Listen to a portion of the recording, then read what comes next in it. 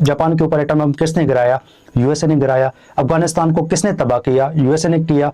Syria, Libya, Iraq को किसने तबाह किया? यूएसए ने तबाह किया।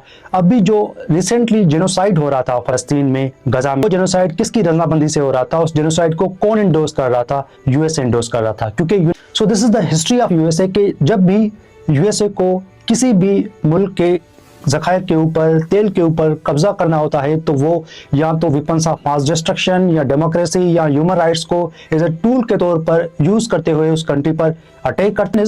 कि जब इराक के पास वेपन्स ऑफ मास डिस्ट्रक्शन नहीं थे तो फिर क्यों यूएसए ने इराक के ऊपर अटैक किया? इसके पीछे जो मेन वजह थी वो इराक के पास तेल के ज़खायर थे।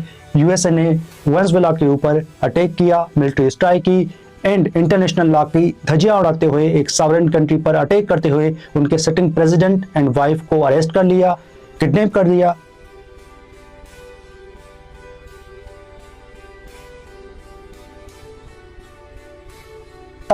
– 2003 में यूएसए ने इराक के ऊपर अटैक किया। दुनिया को रीजंस एंड वजूहत क्या बताए कि इराक के पास, सद्दाम हुसैन के पास वेपन्स ऑफ मास डिस्ट्रक्शन है जिससे सद्दाम हुसैन पूरी दुनिया को तबाह कर सकता है, यूएसए के ऊपर अटैक कर सकता है and this is the reasons कि यूएसए ने सेल्फ डिफेंस में आके इराक के ऊपर अटैक किया है। इस अटैक करने के बाद इराक में कई लाख बेगुनाह लोग मारे गए, सद्दाम हुसैन की हुकूमत को ख़त्म किया गया, वहाँ पर आईएसआई जैसी टेररिस्ट ऑर्गेनाइजेशन ने जन्म लिया एंड इस अटैक के कई साल बाद हमें यह पता चलता है कि इराक के पास कभी भी वेपन्स ऑफ मास डिस्ट्रक्शन नहीं थे। नाउ द क्वेश्चन इज कि जब इराक के पास वेपन्स ऑफ मास डिस्ट्रक्शन नहीं थे तो फिर क्यों यूएसए ने इराक के ऊपर अटैक किया? इसके पीछे जो मेन वजह थी वो इराक के पास तेल के ज़खायर थे। क्योंकि इराक के पास तेल के बड़े ज़खायर थे, यूएसए उन तेल के ज़खायर के ऊपर कंट्रोल करना चाह रहा था, कब्जा करना चाह रहा था। दिस इज़ द रीज़न कि उन्होंने वेपन्स ऑफ मास डिस्ट्रक्शन के एलिगेशंस को एज अ टूल के तौर पर यूज़ करते हुए इराक के ऊपर अटैक किया, सद्दाम हुसैन की हुकूमत को ख़त्म कर दिया, गिराया गया। उसके बाद इराक में जो तेल के ज़खायर थे वहाँ पर यूएसए काबिज होके बैठ गया एंड यूएसए इराक के तेल से फ़ायदा उठाने लगा। ये कहानी यहाँ तक ख़त्म नहीं होती। 2011 में यूएसए ने नेटो कंट्रीज़ के साथ मिलकर लीबिया के ऊपर अटैक किया। इस टाइम दुनिया को क्या चूरन भेजा गया? दुनिया को यही रीजंस बताए गए कि क्योंकि उस टाइम लीबिया में जनरल कद्दाफी की हुकूमत थी एंड वो एक डिक्टेटर है, तो basically USA and NATO countries and west countries तो यही चाह रहे हैं कि लीबिया में डेमोक्रेसी को प्रमोट किया जाए, लीबिया में जो ह्यूमन राइट्स हैं उनको प्रोटेक्ट किया जाए। दिस इज़ द रीज़न कि हमने लीबिया के ऊपर अटैक किया है।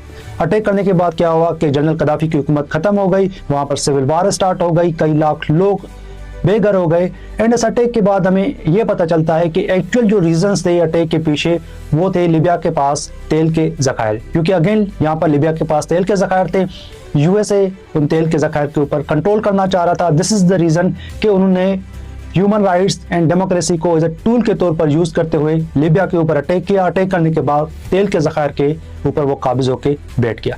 अगेन जब सीरिया के ऊपर अटैक किया गया तो यूएसए ने दुनिया को यही रीज़न बताया कि बेसिकली यूएसए तो सीरिया में, शाम में डेमोक्रेसी को प्रमोट करना चाह रहा है, इंसानी हुकूक की हिफाजत करना चाह रहा है। बट जब अटैक किया गया वहाँ पर तो अटैक करने के बाद जो यूएसए की फोर्सेस थी वो ऐसी एरिया में जाके बैठ गई जहाँ पर तेल पाया जाता था, ताकि उसके बाद यूएसए की जो तेल की कंपनीज थी उनको एक्सेस मिल गई। So this is the history of USA के जब भी यूएसए को किसी भी मुल्क के ज़खायर के ऊपर, तेल के ऊपर कब्जा करना होता है तो वो या तो वेपन्स ऑफ मास डिस्ट्रक्शन या डेमोक्रेसी या ह्यूमन राइट्स को एज ए टूल के तौर पर यूज़ करते हुए उस कंट्री पर अटैक करता है। अटैक करने के बाद वहाँ पर जो गवर्नमेंट होती है उनको चेंज करता है, वहाँ पर फिर काबिज होके बैठ जाता है एंड उस मुल्क के जो ज़खायर होते हैं वो यूएसए यूज़ करता है। अदरवाइज देखा जाए कि इस दुनिया में सबसे ज़्यादा जो ह्यूमन राइट्स वायलेशन है वो किसने की है? वो यूएसए ने या तो खुद की है या यूएसए ने इंडोर्स की है। अब अगर देखा जाए तो जापान के ऊपर एटम बम किसने गिराया? यूएसए ने गिराया। अफगानिस्तान को किसने तबाह किया? यूएसए ने किया। सीरिया, लीबिया, इराक को किसने तबाह किया? यूएसए ने तबाह किया। अभी जो रिसेंटली जेनोसाइड हो रहा था फलस्तीन में, गजा में, वो जेनोसाइड किसकी रजामंदी से हो रहा था? उस जेनोसाइड को कौन इंडोर्स कर रहा था? यूएसए इंडोर्स कर रहा था। क्योंकि यूनाइटेड नेशन सिक्योरिटी काउंसिल में जब भी इजराइल के खिलाफ कोई भी रेजोल्यूशन पास होता था उसको वीटो कौन करता था? यूएसए वीटो करना था।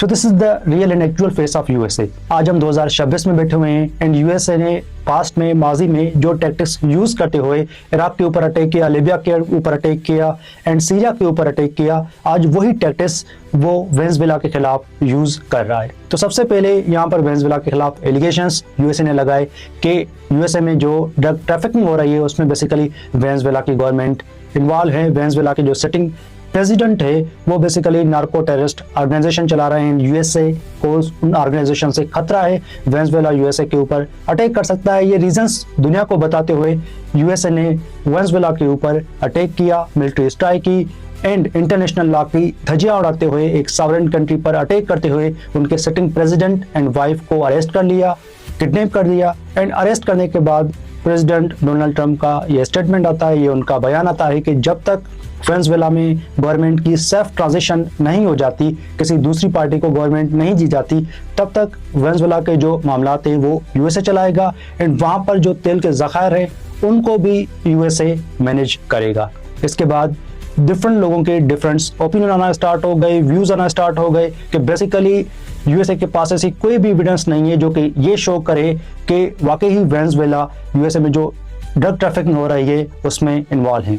जब बेसिकली यहाँ पर जो मेन रीज़न है वो यही है कि वेनेजुएला के पास दुनिया के सबसे बड़े तेल के ज़खायर मौजूद हैं एंड यूएसए उन तेल के ज़खायर के ऊपर कंट्रोल करना चाह रहा है, कब्जा करना चाह रहा है, जिसकी वजह से drug trafficking and narco terrorist organisation को एज अ टूल के तौर पर यूज़ करते हैं उन्होंने वेनेजुएला के ऊपर अटैक किया है। अटैक करने के बाद ये थ्रेट कर रहा है कि वेनेजुएला के पास जो ऑयल के रिजर्व्स हैं, जो तेल के रिजर्व्स हैं, उनको यूएसए की कंपनीज मैनेज करेंगी, यूएसए यूज़ करेगा।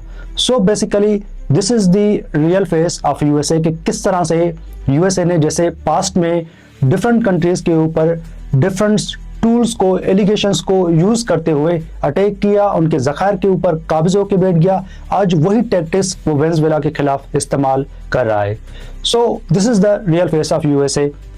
तो आपको यहाँ पर क्या लगता है कि एक्चुअल वजह या रीजंस क्या हो सकते हैं, क्यों यूएसए ने वेनेजुएला के खिलाफ अटैक किया, मिलिट्री स्ट्राइक की, कि क्या वाकई वेनेजुएला जो यूएसए में ड्रग ट्रैफिकिंग हो रही है उसमें इन्वॉल्व है, या जो एक्चुअल या मेन जो रीजंस वजह है वो वेनेजुएला के तेल के ज़खायर है।